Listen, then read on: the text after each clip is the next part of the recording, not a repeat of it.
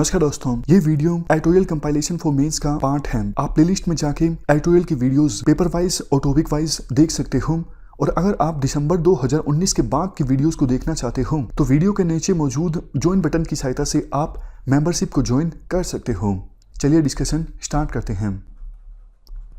आप GS paper 2 के इस टॉपिक से आर्टिकल को रिलेट कर सकते हो। पॉवर्टी के बेसिक्स की बात हम पहले करेंगे। पॉवर्टी है क्या, कैसे इसको कैलकुलेट किया जाता है और क्यों हमेशा पॉवर्टी लाइन पर सवाल उठते रहते हैं, क्यों पॉवर्टी को कैलकुलेट करना एक कंट्रोवर्शियल इशू रहता है। बेसिक्स चलिए डिस्कस करते हैं। सबसे पहले आप पॉवर्टी की डेफिनेशन बताइए। डेफिनेशन देखो काफ़ी ज़्यादा ज़रूरी है।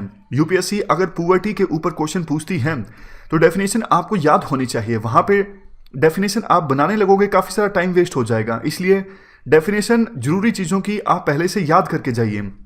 पॉवर्टी की डेफिनेशन स्कूलों में हम पढ़ते थे। पॉवर्टी एक ऐसी कंडीशन है जिसमें कोई पर्सन लाइफ जीने के लिए अपनी बेसिक जरूरतों को पूरा नहीं कर पाता। एसेंस वही है। इस प्रकार की डेफिनेशन आप लिख सकते हो। पॉवर्टी एक ऐसी स्टेट है या फिर कंडीशन है जिसमें पर्सन के पास या फिर इंडिविजुअल के पास इतने फाइनेंशियल रिसोर्सेज नहीं होते या फिर इतनी चीज़ें नहीं होती कि वो मिनिमम स्टैंडर्ड ऑफ लाइफ के साथ लाइफ जी सके। अब देखो एक इंपॉर्टेंट बात यहाँ पर, जो ये टर्म है मिनिमम स्टैंडर्ड ऑफ लाइफ, ये हर एक सोसाइटी के लिए अलग अलग होता है। जैसे हो सकता है इंडिया में ये कहा जाए कि अगर कोई पर्सन एक दिन में 50 रुपये कमाता है तो वो गरीब नहीं है। चाइना में ये आंकड़ा अलग हो सकता है, यूएसए में अलग हो सकता है। तो मिनिमम स्टैंडर्ड ऑफ लाइफ जो है वो अलग अलग होगा अलग अलग सोसाइटी में। इसीलिए डेफिनेशन के साथ आप ये भी ऐड कर दीजिए, minimum standard of life and well being that is considered acceptable in society. हर एक सोसाइटी में मिनिमम स्टैंडर्ड ऑफ लाइफ अलग अलग एक्सेप्टेड होगा। तो इसलिए ये लाइन लास्ट की आप जरूर ऐड कीजिए। कंप्लीट डेफिनेशन हमारी हो जाएगी पॉवर्टी की। पॉवर्टी देखो अब दो तरह की होती है, एब्सोल्यूट पॉवर्टी और रिलेटिव पॉवर्टी। एब्सोल्यूट पॉवर्टी का क्या मतलब है? आप एक बात बताइए, लाइफ की बेसिक आवश्यकताएं क्या होती हैं? लाइफ की बेसिक आवश्यकताएं होती हैं सबसे पहले फूड, क्लोथिंग, शेल्टर, सेंट्रल मतलब रहने के लिए घर, न्यूट्रिशन। ये सब जो चीज़ें होती हैं वो किसी भी इंडिविजुअल की बेसिक जरूरतें होती हैं। सीधा सीधा अगर मैं आपको एब्सोल्यूट पॉवर्टी की डेफिनेशन बताऊं, किसी पर्सन की इनकम इतनी नहीं है कि वो अपनी लाइफ की बेसिक जरूरतों को पूरा कर सके। तो सरकार क्या करती है, इन बेसिक जरूरतों को देखते हुए यानी फूड, हाउसिंग, शेल्टर, क्लोथिंग, इन सब को देखते हुए एक लाइन ड्रा कर देती है। मान लीजिए 1000 रुपये। सरकार ने ये लाइन कैसे डिसाइड की? सरकार ने ये लाइन ऐसे डिसाइड की कि अगर किसी की इनकम 1000 रुपये से ऊपर है तो वो अपनी सारी बेसिक जरूरतें, for example housing, food, shelter, इन सबको पूरा कर सकता है। लेकिन अगर कोई पर्सन 1000 रुपये से कम कमाता है एक महीने में तो वो अपनी इन जरूरतों को पूरा नहीं कर सकता। इसका मतलब वो गरीब है। तो ये डेफिनेशन है एब्सोल्यूट पॉवर्टी की। सरकार ने एक लाइन ड्रा कर दी, इतनी इनकम होनी चाहिए बेसिक जरूरतों को पूरा करने के लिए। अगर इस इनकम से नीचे कोई आता है तो वो गरीब है, अगर इस इनकम से ऊपर कोई आता है तो वो गरीब नहीं है। तो ये कंसेप्ट हुआ एब्सोल्यूट पॉवर्टी का। लेकिन अब आप ध्यान से सुनिएगा, रिलेटिव पॉवर्टी का कंसेप्ट थोड़ा अलग है। मान लीजिए यूएसए में 5 पर्सन्स हैं, 1 2 3 4 5। पहले पर्सन की एक महीने की इनकम है $10,000, दूसरे पर्सन की महीने की इनकम है $9,000, तीसरे की इनकम है महीने की $12,000 और चौथे की है $15,000। लेकिन पांचवें की है $2,000। आपने एक चीज यहां पे नोटिस की होगी, पांचवें पर्सन की जो इनकम है बाकी 4 पर्सन्स की इनकम के अपेक्षाकृत काफी कम है, $2,000 पर मंथ। वैसे देखो $2,000 में सारी आवश्यकताएं पूरी हो जाती हैं। मतलब लाइफ जीने के लिए जिन भी चीजों की आवश्यकता है $2,000 में वो सारी आवश्यकताएं पूरी हो जाती हैं। लेकिन जिस सोसाइटी में ये 5 पर्सन्स रहते हैं उस सोसाइटी का जो मिनिमम स्टैंडर्ड ऑफ लाइफ है उसके लिए एक महीने में इनकम कम से कम $5,000 होनी चाहिए। क्योंकि जिस सोसाइटी में ये 5 पर्सन्स रहते हैं उस सोसाइटी के कल्चर के हिसाब से एसी होना जरूरी है, घर में कार होना जरूरी है, लैपटॉप होना जरूरी है। मतलब ये सब चीजें होना इस सोसाइटी का मिनिमम स्टैंडर्ड है। अब पांचवा पर्सन $2000 जिसकी इनकम है, वो ये सब चीजें अफोर्ड नहीं कर सकता। वो कार नहीं कर सकता, वो लैपटॉप अफोर्ड नहीं कर सकता, ये सब चीजें अफोर्ड नहीं कर सकता। लेकिन जो बेसिक लाइफ की बुनियादी चीजें हैं जैसे शेल्टर, क्लोथिंग, फूड, इन सबको अफोर्ड कर पाता है पांचवा पर्सन। तो इसका मतलब ये पांचवा पर्सन रिलेटिव पुअर है। वैसे वो पर्सन एब्सोल्यूट गरीब नहीं है। एब्सोल्यूट गरीब तो तब होता ना जब लाइफ की बेसिक आवश्यकताएं भी पूरी नहीं कर पाता, रोटी कपड़ा और मकान। लेकिन पांचवा जो पर्सन है बेसिक आवश्यकताएं पूरी कर पा रहा है, लेकिन बाकी समाज से अगर हम कंपेयर करें, बाकी 4 पर्सन्स से हम कंपेयर करें, समाज के मिनिमम स्टैंडर्ड ऑफ लाइफ से हम कंपेयर करें, तो वो पर्सन गरीब है, रिलेटिवली गरीब है। तो ये पुवर्टी है, रिलेटिव पुवर्टी। समझ गए आप कंसेप्ट क्या है एब्सोल्यूट पुवर्टी का और रिलेटिव पुवर्टी का। रिलेटिव पुवर्टी देखो काइंड ऑफ यूनिवर्सल है, हर एक देश में है रिलेटिव पुवर्टी। अब मान लीजिए एक सोसाइटी में 10 लोग हैं, बाकी 9 की एक साल में इनकम $1 करोड़ के आसपास है, और 10वें पर्सन की एनुअल इनकम एक साल में $1 लाख के आसपास है। अब देखो $1 लाख भी बहुत ज्यादा है, लेकिन बाकी 9 पर्सन के अपेक्षा कर तो उसकी इनकम काफी कम है ना। तो $1 लाख एक साल की इनकम होने के बावजूद वो रिलेटिव पुअर है। इसलिए रिलेटिव पुअर्टी यूनिवर्सल है, हर एक देश में एग्जिस्ट करती है। और जो एब्सोल्यूट पुअर्टी है वो किसी देश में हो भी सकती है, नहीं भी हो सकती है। रिलेटिव पुअर्टी देखो इनइक्वालिटीज की वजह से होती है, असमानताओं की वजह से।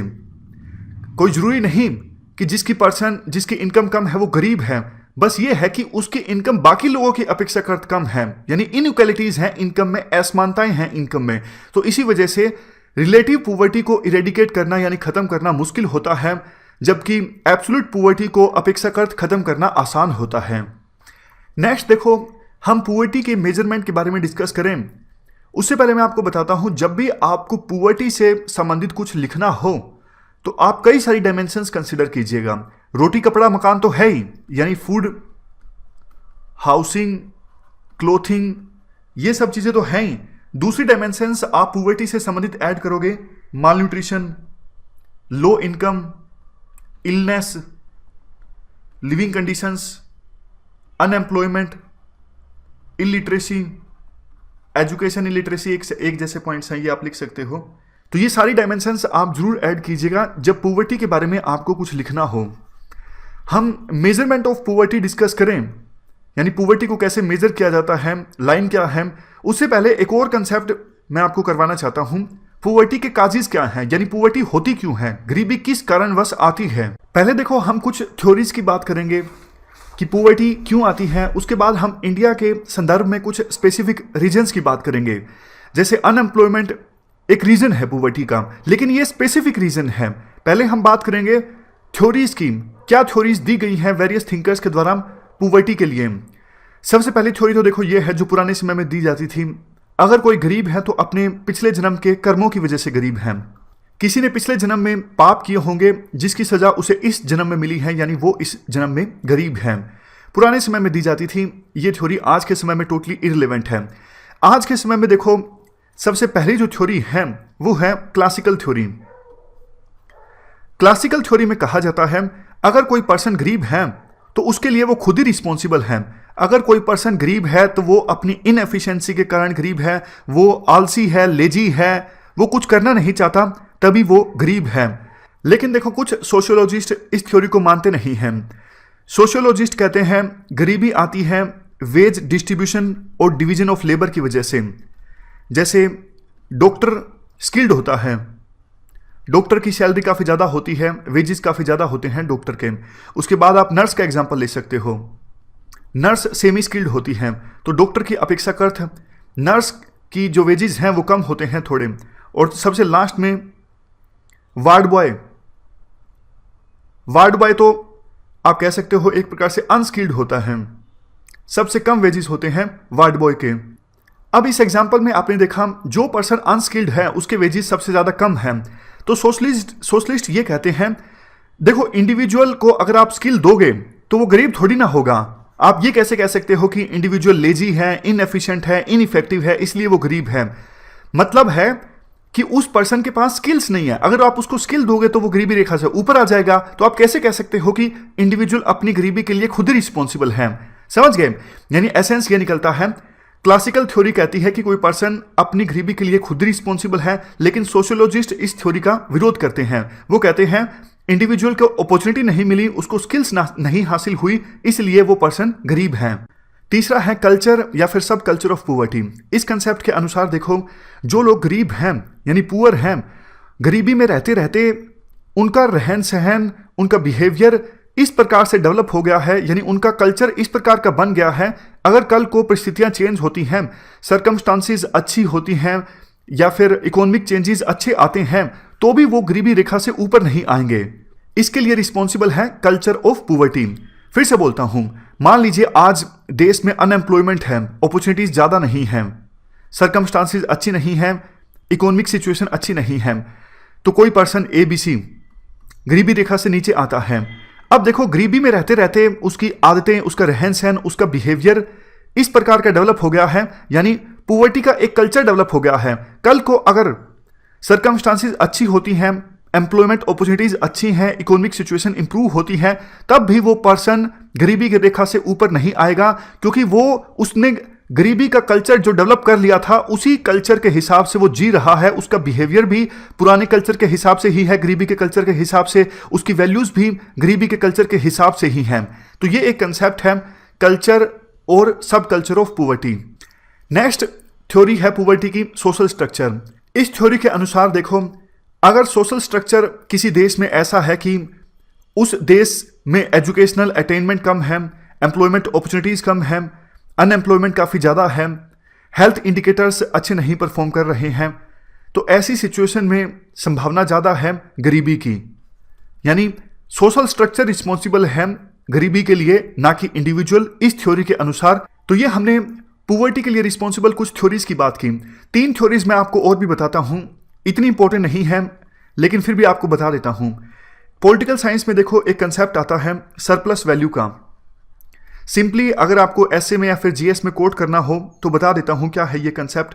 मान लीजिए एक क्रिकेट बैट की कीमत है 60 रुपये, यानी 60 रुपीज़।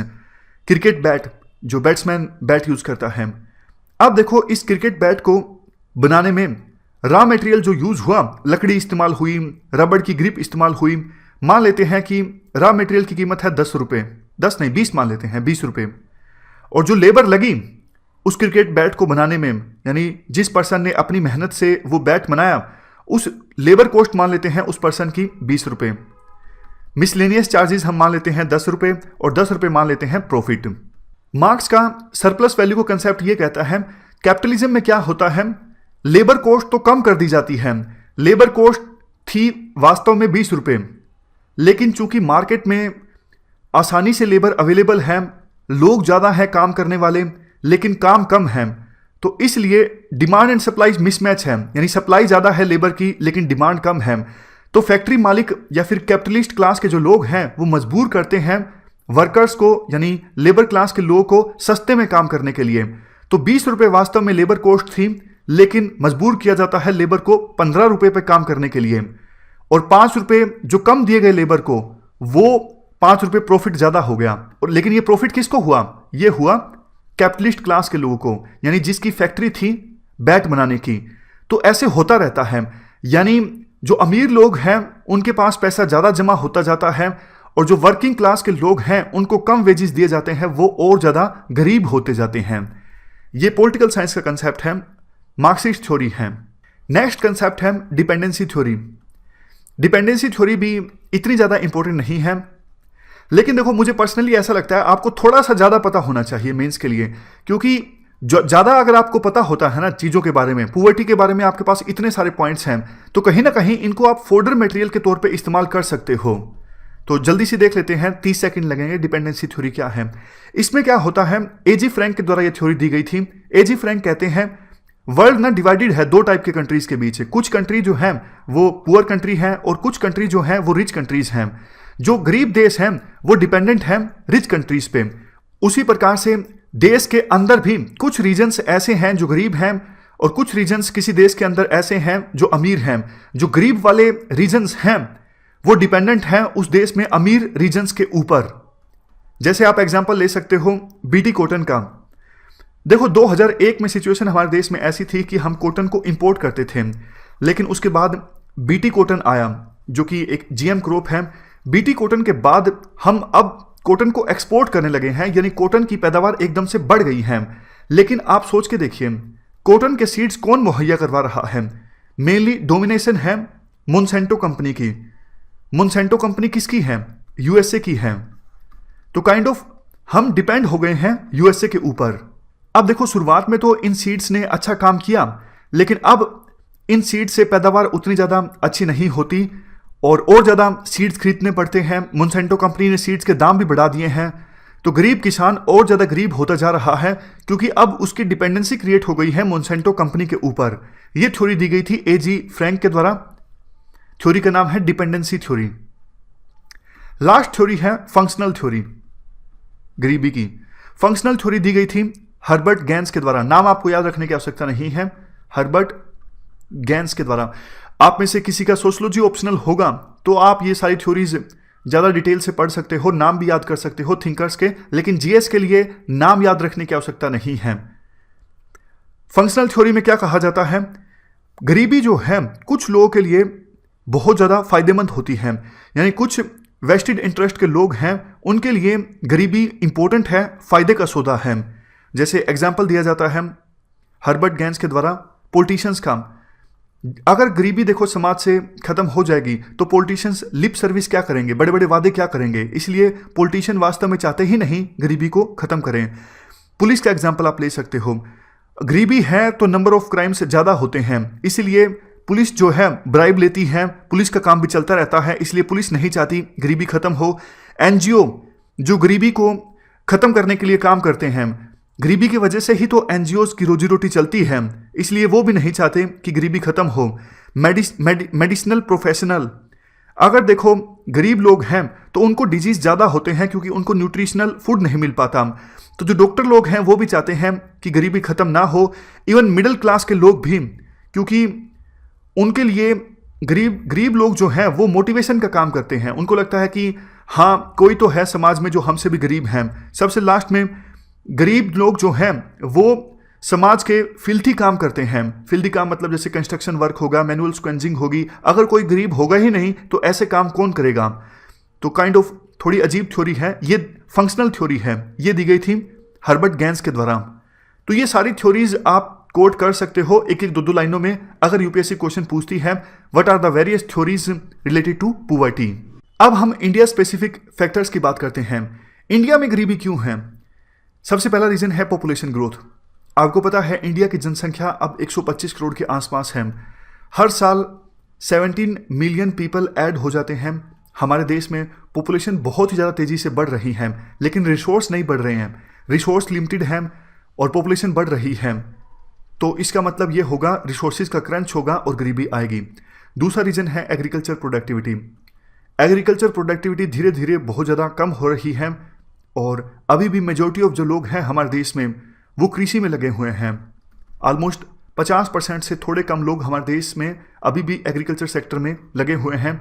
एग्रीकल्चर सेक्टर में जो किसान हैं उनके पास कैपिटल की कमी है, लैंड बहुत ज़्यादा लैंड का फ्रेगमेंटेशन बहुत ज़्यादा हो गया है।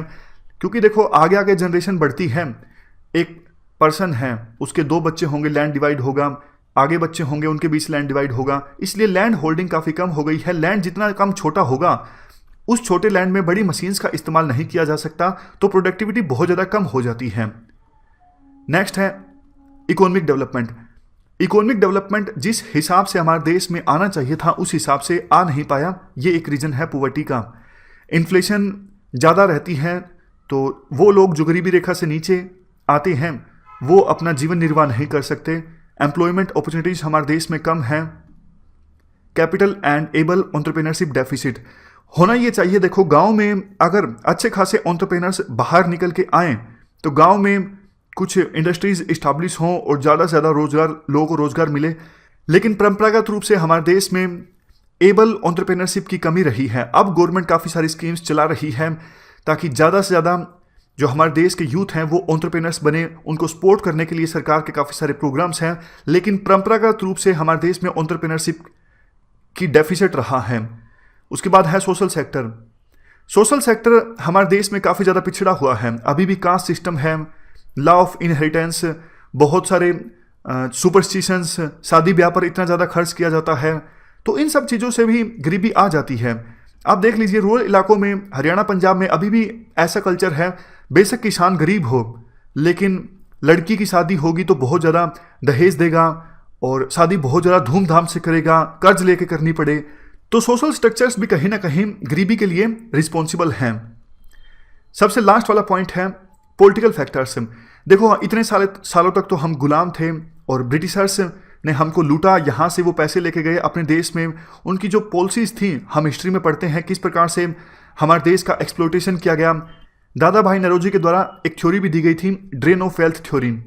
तो कहने का एसेंस ये है, ब्रिटिशर्स जब हमारे देश को छोड़ के गए, बहुत ही खराब हालत में छोड़ के गए, तो ऐसी सिचुएशन से हमें देश को उबारना था। हमारा जो बेस है वो काफ़ी कमज़ोर है। तो इस प्रकार से हमने रीजन्स डिस्कस किए पॉवर्टी के।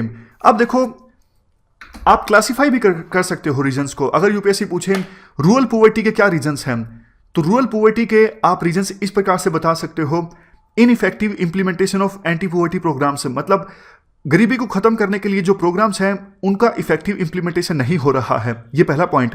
दूसरा पॉइंट, नॉन एग्रीकल्चर एक्टिविटीज में कम लोग लगे हुए हैं। एग्रीकल्चर सेक्टर में थोड़ा सा कुछ उथल पुथल हुआ, जैसे मानसून नहीं आया तो बहुत ज़्यादा दिक्कत हो जाती है। डाइवर्सिफाई होना चाहिए प्रोफेशन रूरल एरिया में रहने वाले लोगों का। तीसरा, लाइफ स्टॉक की क्वालिटी काफ़ी पुअर है, डिजीज जल्दी हो जाते हैं पशुओं को। चौथा पॉइंट, अभी भी रूरल एरियाज में मनी लेंडर से लोन लिया जाता है और काफ़ी इंटरेस्ट लगता है, चुंगल में फंस जाते हैं किसान। पांचवा पॉइंट, एजुकेशन और लिटरेसी लेवल अभी भी काफ़ी कम है रूरल एरियाज में। छठा पॉइंट, इंटरकास्ट कन्फ्लिक्ट्स। सातवां पॉइंट, हेल्थ एंड सिकनेस।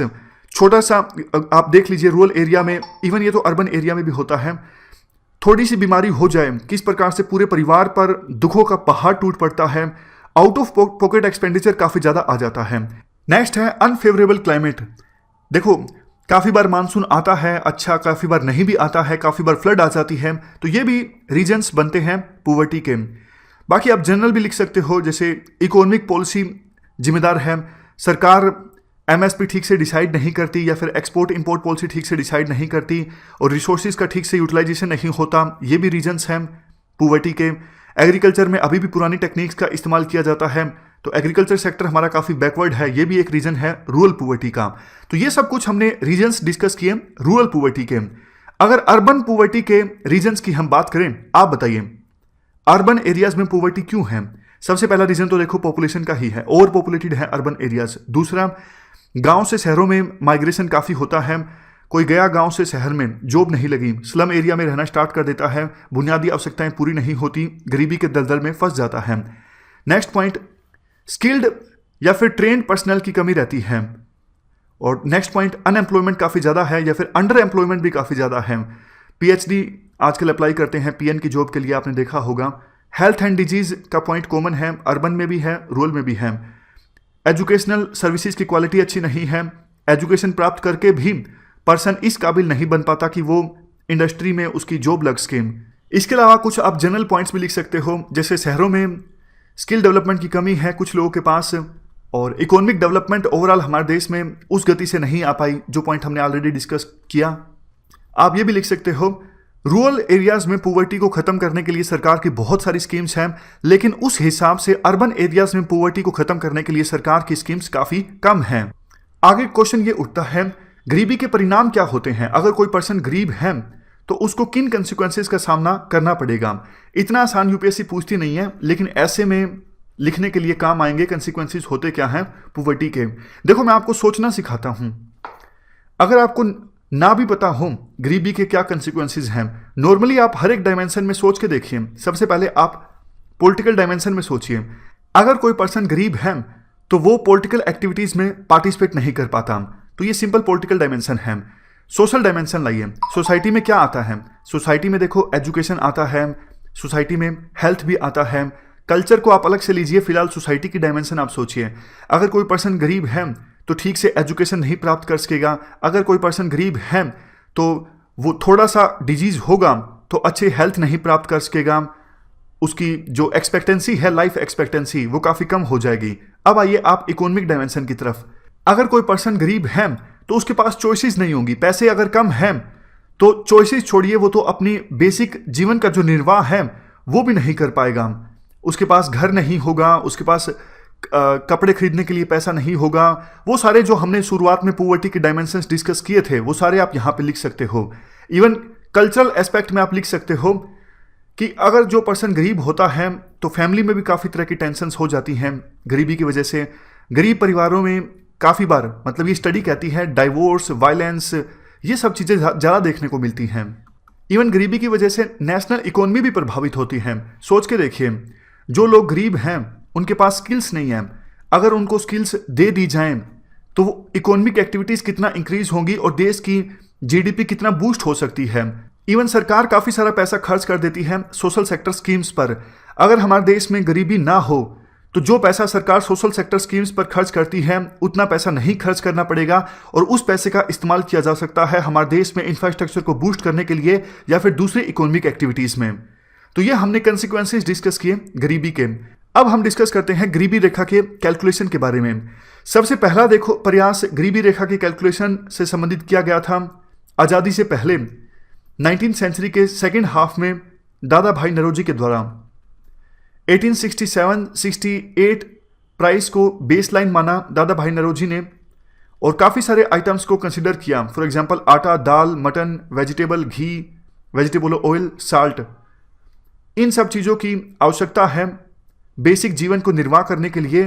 तो इन सब आइटम्स को कंसिडर करते हुए 1867 और 68 के प्राइस को बेस मान के दादा भाई नौरोजी के द्वारा सबसे पहले पॉवर्टी लाइन को डिफाइन किया गया था।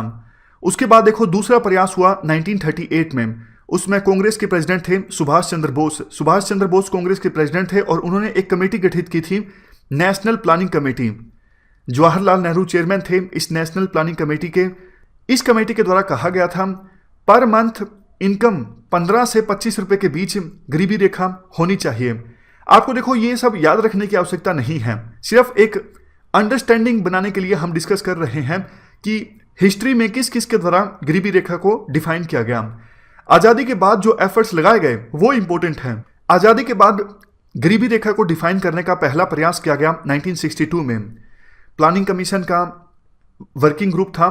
प्लानिंग कमीशन के वर्किंग ग्रुप ने 1962 में कहा 1960-61 के प्राइसेस के हिसाब से अगर एक घर में 5 पर्सन्स हैं और उस घर की इनकम 100 रुपये से कम है तो वो परिवार गरीबी रेखा से नीचे आता है, वो family below poverty line family है।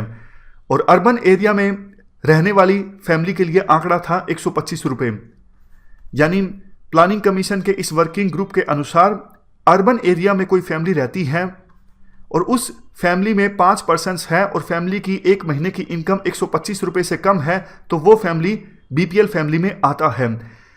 प्लानिंग कमीशन के वर्किंग ग्रुप के द्वारा हेल्थ और एजुकेशन पर एक्सपेंडिचर को शामिल नहीं किया गया था इस पॉवर्टी लाइन में, क्योंकि उस समय एज्यूम किया गया था प्लानिंग कमीशन के वर्किंग ग्रुप के द्वारा हेल्थ और एजुकेशन तो गवर्नमेंट प्रोवाइड कर देगी फैमिलीज को मुफ्त में, इसलिए सिटीजन्स को कुछ एक्सपेंडिचर करना ही नहीं होगा हेल्थ और एजुकेशन के ऊपर। इसके बाद 1979 में आई वाई के अलग कमेटी। वाई के अलग कमेटी के द्वारा कहा गया अगर देखो रूरल एरिया में कोई पर्सन 2400 कैलोरी से कम कंज्यूम कर रहा है एक दिन में तो इसका मतलब वो गरीब है। उसी प्रकार से अर्बन एरिया में अगर कोई पर्सन एक दिन में 2100 कैलोरी नहीं कंज्यूम कर पा रहा है, उसके पास इतना पैसा नहीं है कि वो एक दिन में 2100 कैलोरी कंज्यूम कर सके, तो वो गरीब है। समझ गए? अर्बन एरिया में रहने वाले लोगों के लिए 2100 कैलोरी और रूरल एरियाज में रहने वाले लोगों के लिए 2400 कैलोरी। ये लाइन डिफाइन की गई थी वाई के अलग के द्वारा 1979 में। इसके बाद 2005 में प्लानिंग कमीशन के द्वारा एक कमेटी गठित की गई सुरेश तेंदुलकर की अध्यक्षता में। इस कमेटी के द्वारा अपनी रिपोर्ट सबमिट की गई 2011 में। इस कमेटी ने क्या अलग क्राइटेरिया अपनाया। इस कमेटी ने कहा कि देखो कैलोरी वगैरह से गरीबी रेखा का पता लगा पाना मुश्किल है, तो इस कमेटी ने बेसिक जरूरतों को शामिल किया गरीबी रेखा का पता लगाने में। बेसिक जरूरतें जैसे एजुकेशन, हेल्थ, इलेक्ट्रिसिटी, ट्रांसपोर्ट और इसके अलावा न्यूट्रिशन, कितना न्यूट्रिशन कंज्यूम करना चाहिए एक पर्सन को हेल्दी रहने के लिए। तो इन सब चीज़ों को कंसिडर करते हुए सुरेश तेंदुलकर कमेटी ने कहा अगर कोई पर्सन रूरल एरिया में एक दिन में 27 रुपये से कम कमाता है तो वो गरीब है, और अगर कोई पर्सन अर्बन एरिया में एक दिन में 33 रुपये से कम कमाता है तो वो गरीब है। यहां पर आप तस्वीर देख सकते हो। अगर हम सचिन तेंदुलकर नहीं है, सुरेश तेंदुलकर, अगर हम सुरेश तेंदुलकर कमेटी के फॉर्मूले का इस्तेमाल करें तो हमें पता लगता है कि गरीबी कम हो जाती है। इस फॉर्मूले के अनुसार रूरल एरियाज में 33.6 करोड़ लोग गरीब थे 2004 में, लेकिन तेंदुलकर कमेटी की फॉर्मूले के अनुसार 2011 में गरीबों की संख्या हो जाती है कम, रह जाते हैं गरीब रूरल एरियाज में 21.6 करोड़। यहां पे परसेंटेज की बात की गई है। ओवरऑल हम देखें अगर तेंदुलकर कमेटी के फॉर्मूले के हिसाब से 37.2% लोग अगर गरीब थे 2004 में, तो परसेंटेज कम हो जाती है 2011 में, परसेंटेज रह जाती है सिर्फ 21.9। इसके बाद 2012 में प्लानिंग कमीशन ने एक और एक्सपर्ट कमेटी का गठन किया जिसका नाम था सी रंगाराजन कमेटी। इस कमेटी ने कहा अगर कोई पर्सन एक दिन में रूरल एरिया में अगर वो पर्सन रहता है एक दिन में 32 रुपये से कम कमाता है तो वो गरीब है, और अगर अर्बन एरिया में रहता है वो 47 रुपये से कम कमाता है तो वो गरीब है। अगर हम कंपेयर करें तेंदुलकर कमेटी को और रंगाराजन कमेटी को, तेंदुलकर कमेटी के हिसाब से अगर कोई पर्सन गांव में रहता है और एक महीने में 816 रुपये से कम कमाता है तो वो गरीब है, लेकिन रंगाराजन कमेटी ने कहा गांव में रहने वाला पर्सन एक महीने में 972 रुपये से कम कमाता है तो गरीब है। शहरों के लिए आंकड़ा तेंदुलकर कमेटी के हिसाब से था 1000 और रंगाराजन कमेटी के हिसाब से था 1407। अब देखो साफ तौर पे आप डिफरेंस दे सकते हो। रंगाराजन कमेटी ने थोड़ा बढ़ाया आंकड़ा, ये आंकड़ा थोड़ा बढ़ गया, इसलिए गरीबों की संख्या जो है वो भी बढ़ गई, यानी और ज्यादा लोग आ गए गरीबी रेखा के नीचे। रंगाराजन कमेटी को अगर हम फॉलो करें तो हमारे देश में 2011-12 में गरीबों की संख्या थी 29.5%, और तेंदुलकर कमेटी को अगर फॉलो करें 2011-12 में गरीबों की संख्या थी 21.9% और रंगाराजन कमेटी के हिसाब से 29.5%। तो रंगाराजन कमेटी का क्रिटिसिज्म हुआ कि अगर इस कमेटी की रिकमेंडेशंस को फॉलो करें तो हमारे देश में जो एब्सोल्यूट पॉवर्टी है वो बढ़ जाती है, 21% के आसपास से बढ़ के 29.6% हो जाती है गरीबी, अगर रंगाराजन कमेटी की बात हम माने। लेकिन और भी काफ़ी सारी बातें उठी थी। कुछ लोग कहते थे अगर रंगाराजन कमेटी की रिकमेंडेशंस को फॉलो किया जाता है तो ज़्यादा लोग सरकार की स्कीम्स का लाभ उठा पाएंगे, क्योंकि सरकार गरीबी रेखा से जोड़ते हैं ना स्कीम्स के बेनिफिशरीज को। सरकार कहती है कि बीपीएल परिवार के फैमिलीज इस स्कीम का लाभ उठा सकते हैं, तो अगर गरीबी रेखा ऊपर होगी तो और ज़्यादा लोग एलिजिबल होंगे सरकार की स्कीम्स का लाभ उठाने के लिए। लेकिन कुछ लोग कहते हैं इससे बर्डन बढ़ेगा सरकार पर। तो बहुत सारे इश्यूज इमर्ज होकर आए थे उस समय जब ये रंगाराजन कमेटी की रिपोर्ट आई थी। खैर इसे एक्सेप्ट नहीं किया गया था। पॉवर्टी एस्टिमेशन आज भी हमारे देश में तेंदुलकर कमेटी के हिसाब से ही है, रंगाराजन कमेटी की रिकमेंडेशंस को नहीं माना गया था। तेंदुलकर कमेटी की जो रिकमेंडेशंस थी उसी के हिसाब से है आज भी हमारे देश में पॉवर्टी एस्टिमेशन। करंट सरकार ने देखो अरविंद पानागड़िया, ये पहले नीति आयोग के वाइस चेयरमैन हुआ करते थे लेकिन इन्होंने इस्तीफा दे दिया था। आजकल नीति आयोग के वाइस चेयरमैन है राजीव कुमार। तो इनकी अध्यक्षता में करंट गवर्नमेंट ने एक कमेटी गठित की थी हमारे देश में गरीब लोगों को आइडेंटिफाई करने के लिए। तो इस कमेटी के द्वारा 4 ऑप्शंस मेनली सरकार के सामने रखे गए थे। पहला ऑप्शन, जो कुछ चल रहा है चलने दो, मतलब सरकार अब अभी फिलहाल तेंदुलकर कमेटी के पॉवर्टी एस्टिमेशन को मानती है, तेंदुलकर कमेटी के द्वारा जो पॉवर्टी लाइन बताई गई थी उसे मानती है। तो पहला ऑप्शन ये हो सकता है जैसा चल रहा है चलते रहने दो, यानी तेंदुलकर की कमेटी ही सही थी और उसी ने जो लाइंस पॉवर्टी लाइन सुझाई उसी को ही आप मानते रहो, ये पहला ऑप्शन। दूसरा ऑप्शन, आप स्विच कर जाओ, आप रंगाराजन कमेटी की रिकमेंडेशन को मान लो, यानी गरीबी रेखा जो है उसे थोड़ा ऊपर कर दो, या फिर किसी और कमेटी की रिकमेंडेशन को मानते हुए गरीबी रेखा आप और कर दो, ऊपर कर दो। मतलब तेंदुलकर कमेटी ने जो गरीबी रेखा सुझाई थी उसको आप थोड़ा ऊपर कर दो किसी दूसरी कमेटी की रिपोर्ट के आधार पर या फिर रंगाराजन कमेटी की रिपोर्ट के आधार पर। ये दूसरा ऑप्शन। तीसरा ऑप्शन ये कि जो बॉटम 30% हमारे देश में पॉपुलेशन है, मान लीजिए ये इकोनॉमिक लैडर है, वो 30% जनसंख्या जिनकी इनकम सबसे कम है, उनको आप मॉनिटर करो, उनको ट्रैक करो। ये तीसरा ऑप्शन। चौथा ऑप्शन इस कमेटी के द्वारा यह किया गया था कि बॉटम जो 30% जनसंख्या है हमारे देश में जिनकी इनकम कम है, उन 30% जनसंख्या को आप ट्रैक करो निश्चित कंपोनेंट्स के आधार पर, housing, sanitation, electricity, nutrition, intake, इन सब कंपोनेंट्स के आधार पर आप बॉटम 30% जनसंख्या को ट्रैक करो और उसके बेस पे आप नतीजा निकालो कि कौन गरीब है कौन नहीं है। तो इस प्रकार से हमने पूरा इतिहास जाना गरीबी रेखा को कैलकुलेट करने का। तो बेसिक्स डिस्कस करने के बाद अब हम बात करते हैं आज के आर्टिकल की। आज के आर्टिकल में कहा जाता है, देखो 2012 का जो पीरियोडिक लेबर फोर्स सर्वे का डेटा है उसको हम एनालाइज करें तो लॉकडाउन लगने के बाद 40 और करोड़ लोग हमारे देश में गरीबी रेखा से नीचे आ जाएंगे, जिनमें से 12 करोड़ लोग अर्बन एरियाज के होंगे, 28 करोड़ लोग रूरल एरियाज के होंगे। और देखो वो लोग जो ऑलरेडी लॉकडाउन से पहले गरीबी रेखा से नीचे थे, उनकी गरीबी और ज्यादा बढ़ जाएगी। समझ गए? मतलब हमारा देश बहुत ही ज्यादा इंटेंस क्राइसिस को फेस करने वाला है आने वाले समय में। लेकिन अभी तक सरकार ने जो कदम उठाए हैं गरीबी को एड्रेस करने के लिए वो पर्याप्त नहीं है। जैसे देखो मनरेगा वेजेस को 20 रुपये इंक्रीज कर दिया गया है। पहले मनरेगा वेजेस थे 182, अब इसे बढ़ाकर 202 रुपये कर दिया गया है। लेकिन राइटर के अनुसार ये टोटली इनएडिक्वेट है। मनरेगा को हमें एक्सपेंड करना होगा।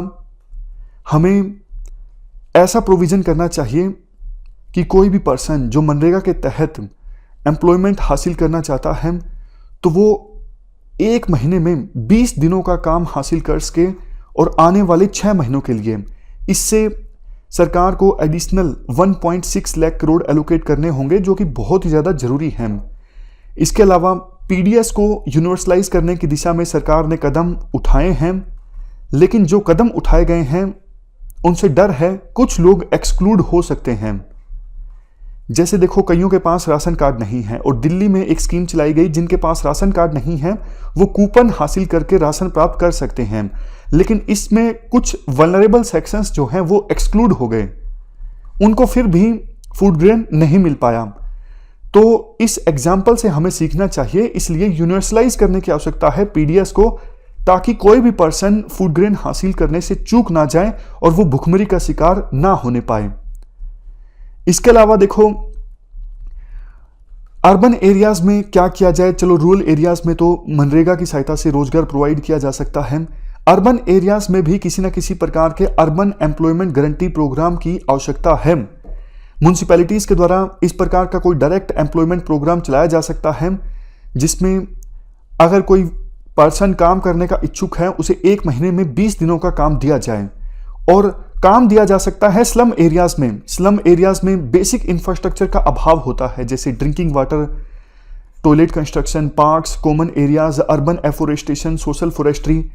इन सब एरियाज में म्युनिसिपल कॉरपोरेशंस के द्वारा काम करवाया जा सकता है एम्प्लॉयमेंट गारंटी प्रोग्राम के अंतर्गत जो काम करने के इच्छुक हैं। या फिर देखो कई बार हमने डिस्कस किया है कि जो स्मॉल या फिर मार्जिनल फार्मर्स हैं उनके खेतों में काम करने दिया जाए मनरेगा वर्कर्स को। इससे ना सिर्फ किसानों को फायदा होगा बल्कि मनरेगा वर्कर्स को काम भी मिल जाएगा। तो राइटर ये सजेस्ट करते हैं अर्बन एरियाज में जो लोग काम करने के इच्छुक हैं उनको काम करने दिया जाए एमएसएमईज में। इससे ना सिर्फ अर्बन एरियाज में सरकार एम्प्लॉयमेंट गारंटी प्रोग्राम चला पाएगी बल्कि एमएसएमईज को भी फायदा होगा। ये एमएसएमईज को एक प्रकार से सब्सिडी देने के बराबर है, क्योंकि जो लोग एमएसएमईज में काम कर रहे होंगे उनको वेजेस सरकार के द्वारा दिए जाएंगे। इससे एमएसएमईज भी रिवाइव होंगी और एम्प्लॉयमेंट तो मिल ही जाएगा गरीब लोगों को, वल्नरेबल सेक्शंस को। तो ऐसा सरकार कर सकती है। लास्ट में कंक्लूजन में राइटर के द्वारा ये बोला जाता है, देखो 1990-91 में हमारे देश में काफ़ी सारे रिफॉर्म्स आए, इंक्लूडिंग लेबर रिफॉर्म्स। हालांकि पूरी तरह से लेबर रिफॉर्म्स नहीं आ पाए लेकिन आए। लेकिन जो ग्रोथ रेट बढ़ी 1990-91 के बाद, इनइक्वालिटीज भी साथ साथ बढ़ती गई। जो गरीब लोग हैं वो और ज़्यादा गरीब होते गए और अब भी सिचुएशन ऐसी है कि इनइक्वालिटीज़ और भी हमारे देश में बढ़ेंगी। इसलिए सरकार को तुरंत एक्शन में आना चाहिए ताकि इस गरीबी वाले इशू को एड्रेस किया जाए, अदरवाइज बाद में सिचुएशन और ज़्यादा खराब होती जाएगी और लोग भुखमरी का शिकार होते रहेंगे। इस डिस्कशन में फिलहाल इतना ही है। Thank you very much for discussion.